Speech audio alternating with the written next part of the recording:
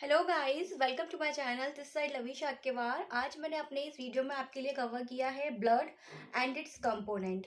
तो आप वीडियो को प्लीज लास्ट तक देखिएगा and do like share and subscribe my channel and bell icon को भी प्रेस करना मत भूलिएगा ताकि मेरे वीडियोस की लेटेस्ट अपडेट आपको सबसे पहले मिलती रहे। तो विदाउट वेस्टिंग आवर टाइम हम वीडियो स्टार्ट करते हैं।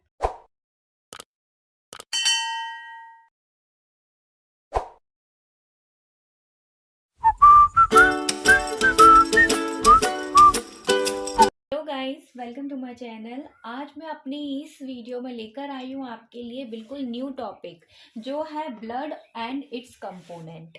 ठीक है, तो आज हम इस वीडियो में पूरा ब्लड के बारे में पढ़ेंगे और ब्लड किस किस चीज़ों से मिलकर बना हुआ है वो मैं आपको इस वीडियो में बताऊंगी। ठीक है, आपको बताऊंगी और आपको बिल्कुल क्लियर हो जाएगा कि ब्लड किस तरीके से बना हुआ है। अब देखिए, ह्यूमन बींग्स है या फिर कोई एनिमल्स है, सबकी बॉडी में ब्लड सर्कुलेट होता रहता है, ब्लड है। तो ब्लड का काम क्या होता है? मेनली ब्लड का काम क्या होता है, कभी सोचा है? तो ब्लड का काम सबसे ज्यादा हमारी बॉडी में क्या होता है, एक तो जो भी हम न्यूट्रिशंस ले रहे हैं, जो भी बाहर से न्यूट्रिशन हम खा रहे हैं, तो वो न्यूट्रिशन को हर एक बॉडी के पार्ट्स तक ले जाना, हर एक ऑर्गन्स को वो न्यूट्रिशन प्रोवाइड करने का काम कौन करता है? ब्लड। और वो कैसे कर रहा है? क्योंकि ब्लड तो पूरी बॉडी में भागता रहता है, घूमता रहता है, सर्कुलेट हो रहा है। तो जो भी न्यूट्रिशन हम बाहर से ले रहे हैं तो ब्लड में मिक्स होकर वो हर एक बॉडी पार्ट्स को मिल रहा है। तो सबसे पहले काम क्या हो रहा है ब्लड का कि वो न्यूट्रिशन हमारे हर एक बॉडी पार्ट्स तक लेके जा रहा है। ठीक है, और दूसरा काम क्या होता है ब्लड का? दूसरा काम ये होता है कि जो भी ऑक्सीजन, अब हमारी बॉडी है, हमारी बॉडी के हर एक पार्ट को ऑक्सीजन की भी जरूरत है, फिर वो हमारा ब्रेन हो या और कोई पार्ट हो हमारे बॉडी के, या लंग्स हो या कुछ भी हो। ठीक है, तो उसको हाँ क्या चाहिए? ऑक्सीजन की भी जरूरत है। तो ऑक्सीजन भी कौन लेके जाएगा? जो भी हम ऑक्सीजन इनहेल कर रहे हैं एनवायरमेंट से। ठीक है, तो क्या होता है, ब्लड के साथ 4 मॉलिक्यूल्स ऑफ ऑक्सीजन आके बाइंड करते हैं एक आरबीसी, मतलब एक हीमोग्लोबिन के साथ। हीमोग्लोबिन क्या है? ब्लड हीमोग्लोबिन से मिलकर बना हुआ है। ठीक है, तो एक हीमोग्लोबिन के साथ 4 मॉलिक्यूल्स ऑफ ऑक्सीजन आके जब बाइंड कर रहे हैं, इस तरीके से हमारा जो ऑक्सीजन होता है एनवायरमेंट का, वो क्या होता है, ब्लड के साथ बाइंड करके पूरे बॉडी में सर्कुलेट होता है और हर एक बॉडी पार्ट को वो ऑक्सीजन मिल जाता है। ठीक है, और जो भी एसेंशियल एलिमेंट्स होते हैं हमारी बॉडी के, वो भी ब्लड के साथ मिक्स होके वो पूरी बॉडी में सर्कुलेट होंगे और इस तरीके से हर एक बॉडी पार्ट्स को वो एसेंशियल एलिमेंट्स भी मिल जाते हैं। तो ब्लड का काम ये है मेनली। ठीक है, और भी बहुत सारे काम है ब्लड के। ठीक है, और क्या होता है, हायर एनिमल्स में जो ब्लड सर्कुलेट हो रहा है वो पूरी बॉडी में न्यूट्रिशन प्रोवाइड कर रहा है। अब क्या होता है, ब्लड क्या है, ब्लड किस तरीके से बना है, हम ब्लड की डेफिनेशन क्या बोलेंगे? तो ब्लड क्या है, एक स्पेशल कनेक्टिव टिश्यू होता है, एक तरीके का टिश्यू है, एक तरह ऑफ फ्लूइड होता है। ठीक है, इस तरीके का। और ब्लड मेनली दो मेन एलिमेंट से मिलकर बना हुआ होता है। ठीक है, ब्लड मेनली दो मेन एलिमेंट से मिलकर बना हुआ है। फर्स्ट क्या है? प्लाज्मा। सेकंड किससे बना हुआ है? Formed element. ठीक है, तो ब्लड किस किस से मिलकर बना है? प्लाज्मा और फॉर्म्ड एलिमेंट से। प्लाज्मा और फॉर्म्ड एलिमेंट्स के बारे में मैं आगे आपको डिस्कस करती हूँ कि प्लाज्मा क्या होता है और फॉर्म्ड एलिमेंट्स क्या क्या। अब मैं आपको बता रही हूँ जो ब्लड में प्रेजेंट जो एलिमेंट्स थे, दो टाइप्स के। एक था प्लाज्मा और दूसरे थे फॉर्म्ड एलिमेंट। तो प्लाज्मा के बारे में मैं आपको यहाँ पर डिस्कस करूँगी कि प्लाज्मा क्या होता है, प्लाज्मा के अंदर क्या क्या चीज़ें होती हैं, क्या क्या एलिमेंट्स होते हैं, वो मैं यहाँ पर आपको पूरा का पूरा बताऊंगी। तो जो ब्लड है, ब्लड के अंदर जो प्लाज्मा होता है वो किस कलर का होता है? मोस्टली ब्लड तो हमको किस कलर का दिखता है? रेड कलर का दिखता है ना, पूरा का पूरा रेड। और रेड कलर का ब्लड क्यों दिख रहा है हमको, किस कारण वो रेड दिखता है? तो ब्लड के अंदर होती है आरबीसी, रेड ब्लड सेल्स, या फिर उसको बोल सकते हैं रेड ब्लड कार्पसेस। तो उसके कारण हमें हमारा ब्लड दिखता है रेड इन कलर। ठीक है, लेकिन यहाँ मैं आपको बता रही हूँ अभी प्लाज्मा के बारे में। तो ब्लड में ही प्रेजेंट होती है प्लाज्मा भी, लेकिन इसका कलर किस कलर का होता है? इसका कलर जो होता है वो स्ट्रॉ कलर का होता है प्लाज्मा। ठीक है, तो ये मतलब हम कह सकते हैं कलरलेस होता है या पेल येलो टाइप का होता है। ठीक है, इस टाइप का ये इसका कलर होता है प्लाज्मा का। क्या होता है, जब ब्लड को हम सेपरेट करते हैं, ब्लड में से प्लाज्मा सेपरेट करेंगे तो किस तरीके से सेपरेट करते हैं, इसके लिए अलग प्रोसेस होती है।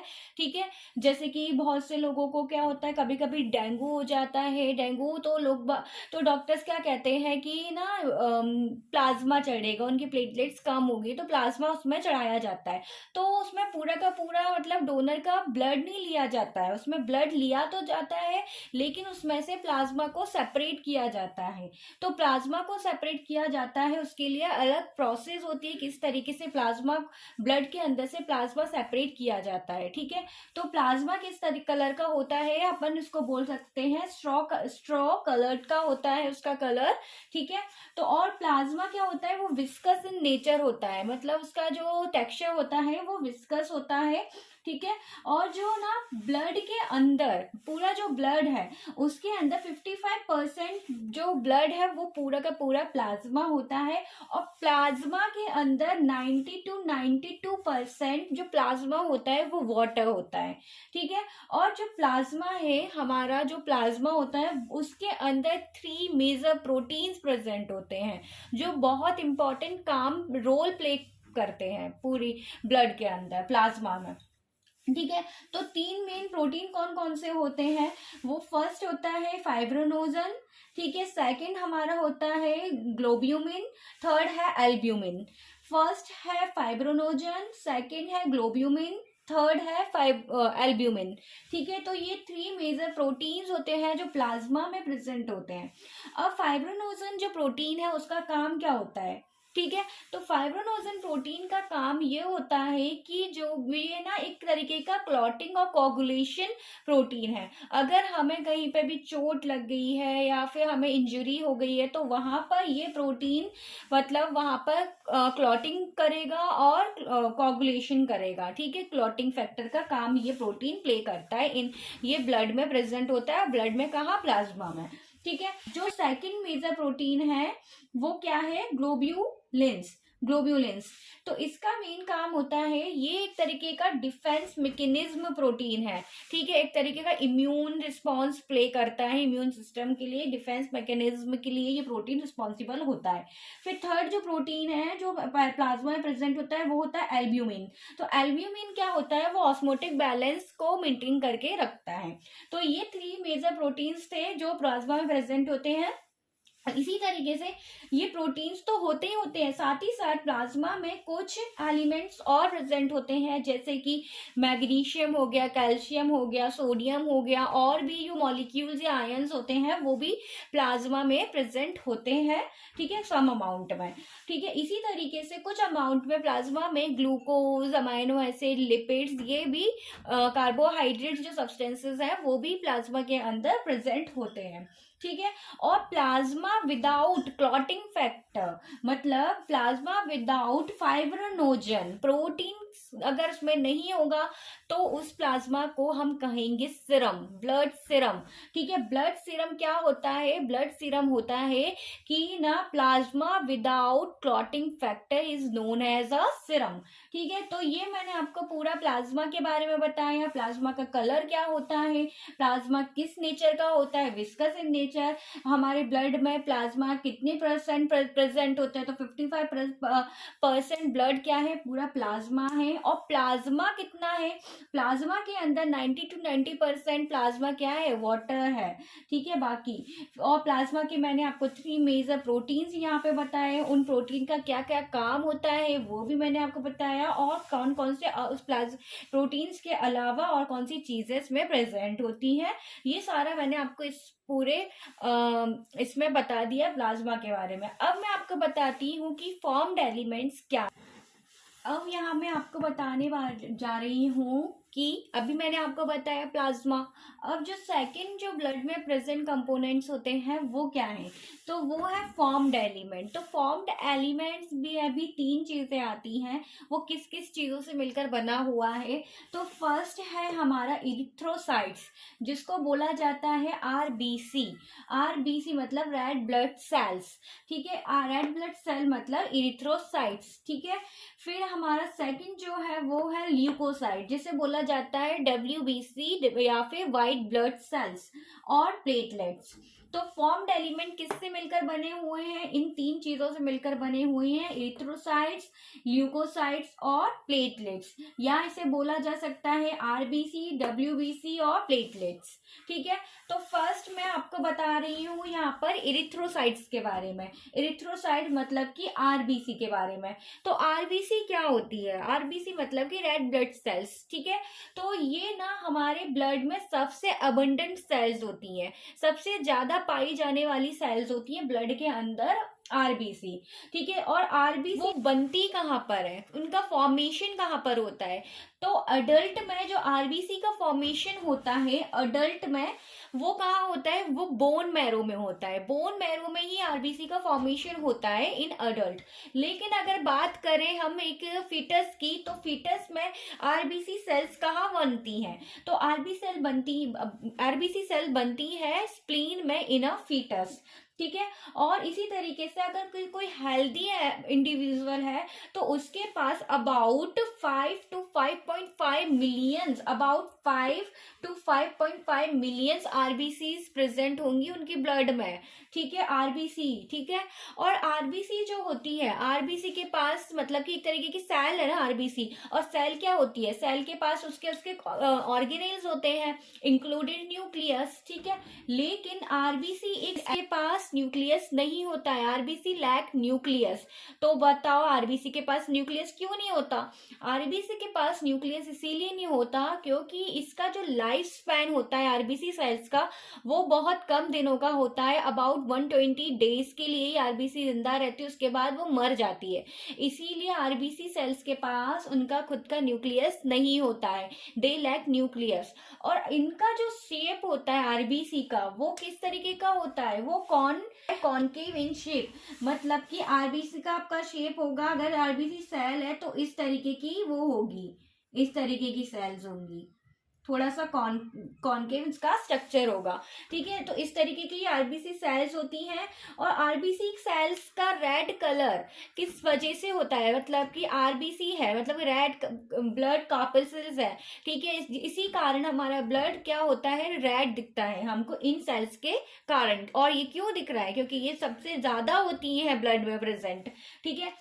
और इसे रेड कलर पिगमेंट क्यों होता है, एक प्रोटीन जो हीमोग्लोबिन प्रेजेंट होता है उसके कारण, आयरन कंटेनिंग प्रोटीन होता है हीमोग्लोबिन, उसी के कारण जो आरबीसी है वो रेड कलर की होती है, ठीक है। और मैंने आपको पहले ही बता चुकी हूँ कि आरबीसी की जो लाइफ स्पैन होती है वो बहुत कम दिनों की होती है, 120 डेज की होती है, उसके बाद वो सेल्स मर जाती है और फिर न्यू सेल्स उसी सेल्स से मतलब जनरेट होती हैं, ठीक है। तो ये मैंने आपको पूरा का पूरा आरबीसी के बारे में बताया कि इरिथ्रोसाइट्स भी बोलते हैं इसको, कि आरबीसी क्या होती है, ये ब्लड में बहुत ज्यादा प्रेजेंट होती है, अबंडेंट होती है, उसका शेप क्या होता है, आरबीसी के पास उसका खुद का न्यूक्लियस नहीं होता है, उसका लाइफ स्पैन क्या है, ये सारा कुछ मैंने आपको इसमें बता दिया। अब नेक्स्ट जो फॉर्म्ड एलिमेंट है आरबीसी के बाद वो है हमारा ल्यूकोसाइट, जिसको बोला जाता है डब्ल्यूबीसी या व्हाइट ब्लड सेल्स।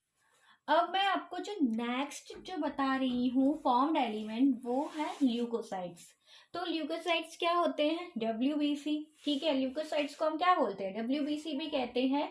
और ये क्या होते हैं, इनका जो कलर होता है ल्यूकोसाइट्स का वो क्या होता है, कलरलेस होता है। क्यों होता है कलरलेस डब्ल्यूबीसी और ल्यूकोसाइट्स का, क्योंकि इनके पास हीमोग्लोबिन प्रेजेंट नहीं होता, ठीक है। इनके पास आयरन कंटेनिंग जो प्रोटीन है वो प्रेजेंट नहीं होता है, इसीलिए ये कलरलेस होते हैं। जिस तरीके से आरबीसी के पास हीमोग्लोबिन और आयरन कंटेनिंग कंपोनेंट प्रेजेंट होता है, इसीलिए वो रेड कलर का होता है, पर डब्ल्यूबीसी के पास वो चीज़ लैक होती है, इसीलिए ये वाइट ब्लड सेल्स होते हैं और कलरलेस इन कलर होता है। ठीक है। और जो ल्यूकोसाइट्स होते हैं ये ना लेस बहुत इनका जो अमाउंट होता है ब्लड में वो बहुत कम होता है, मतलब कि ये लेसर इन नंबर प्रेजेंट होते हैं ब्लड में। ठीक है। इसीलिए ये ल्यूकोसाइट्स क्या है, इनका ये शॉर्ट लिव्ड होते हैं। ल्यूकोसाइट्स क्या है, ये जिस तरीके से आरबीसी थे वो भी शॉर्ट लिव्ड थे, 120 डेज का उनका लाइफ ड्यूरेशन था, लाइफ स्पैन था।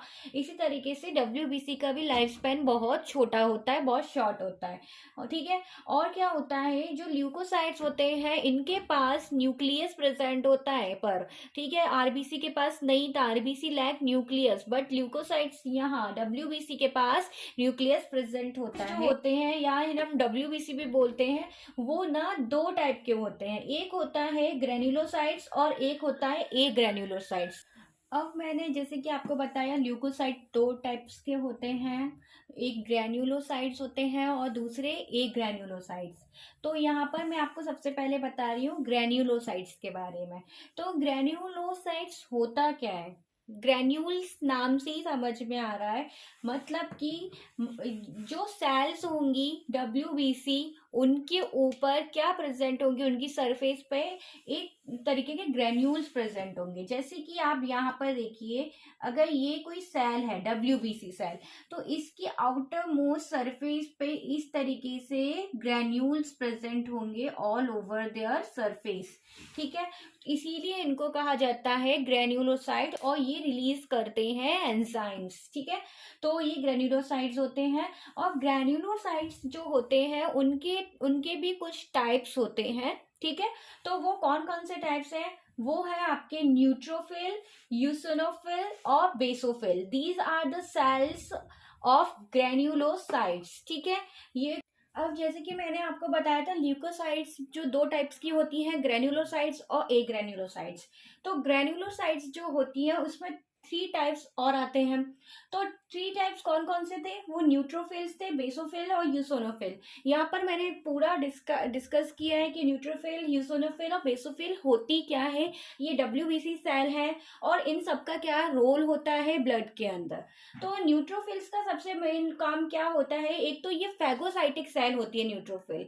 ठीक है। फैगोसाइटिक मतलब कि ये अगर कोई भी बाहर से फॉरेन सब्सटेंस हमारी बॉडी में अगर एंटर कर रहा है, ठीक है, तो क्या होगा, ये सेल सबसे पहले एक्टिव होंगी और उसे जैसे कि बाहर से कोई बैक्टीरिया, वायरस या फॉरेन एंटीजन हमारी बॉडी में एंटर हुआ है तो उसको जाकर ये न्यूट्रोफिल सेल क्या करेंगी, खा लेंगी। क्या मतलब फैगोसाइटोसिस कर देंगे, उसे डिस्ट्रॉय कर देंगे पूरे फॉरेन एंटीजन को। ठीक है। तो ये काम होता है न्यूट्रोफिल सेल का।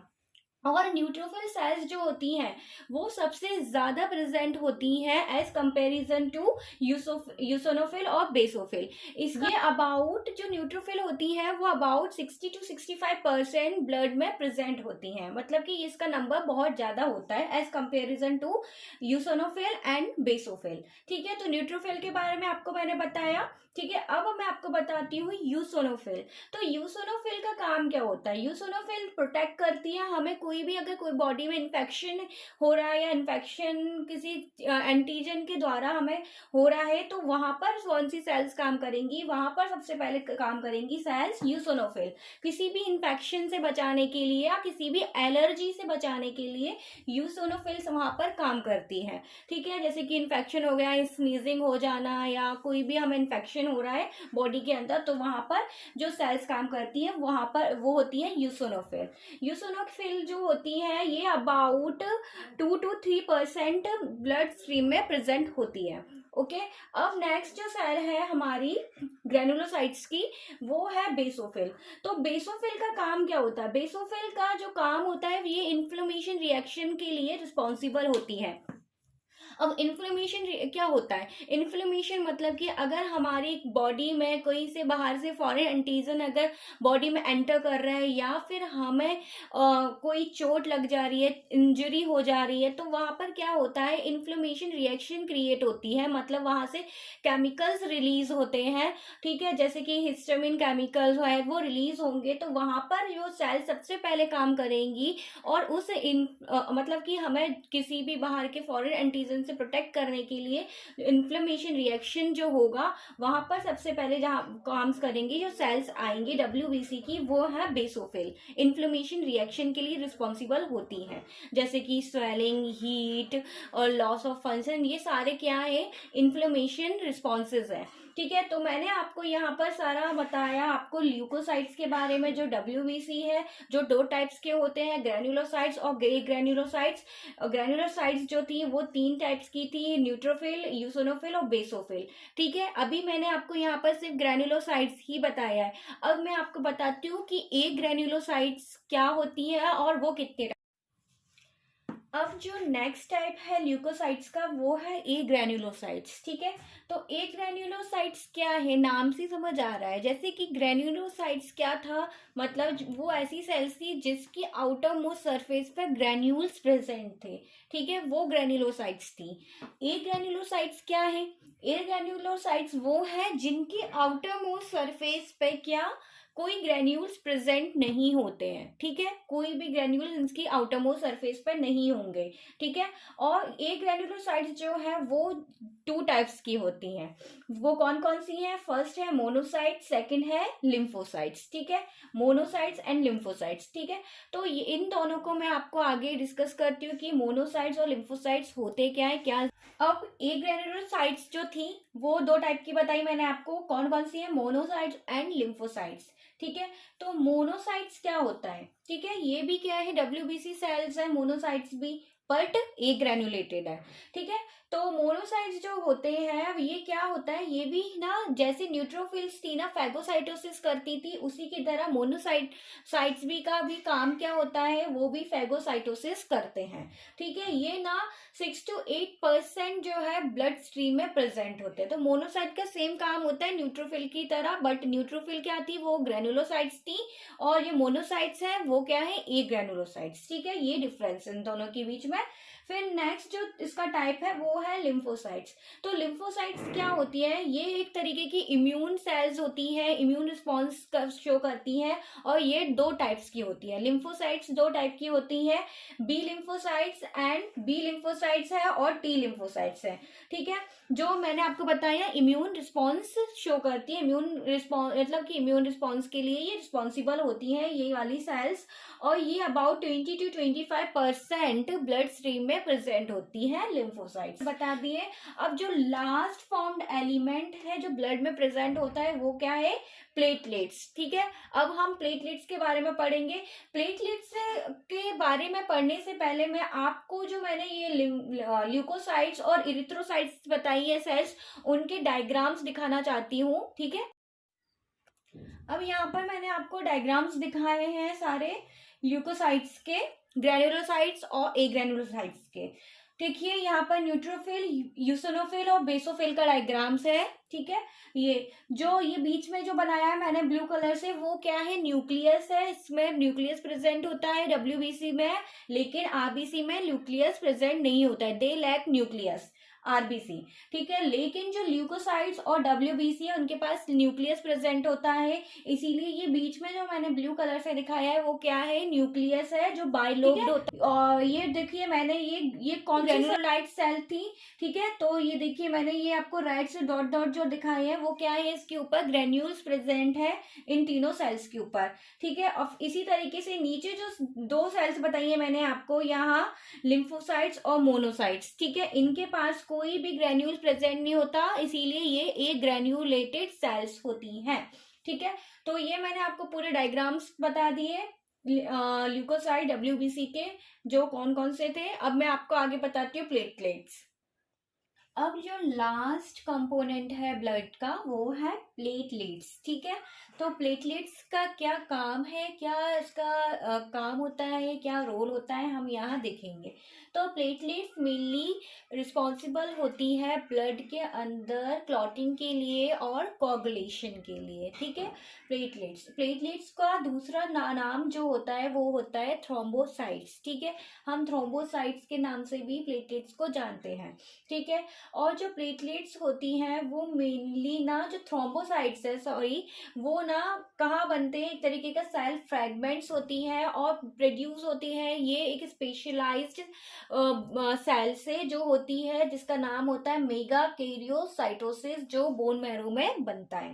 ठीक है, तो ये मैंने आपको पूरा प्लेटलेट्स के बारे में बताया, ये डायग्राम है प्लेटलेट्स के, इस तरीके से होता है। ठीक है, और ये मैंने आपको अपने इस वीडियो में पूरा ब्लड के बारे में बताया है, उसके क्या क्या कंपोनेंट्स होते हैं ब्लड के अंदर, सब बताया है। यदि आपको मेरा वीडियो इंफॉर्मेटिव लगता है, आपको मेरा चैनल अच्छा लगता है, तो आप मेरे चैनल को लाइक शेयर एंड सब्सक्राइब करना बिल्कुल मत भूलिएगा।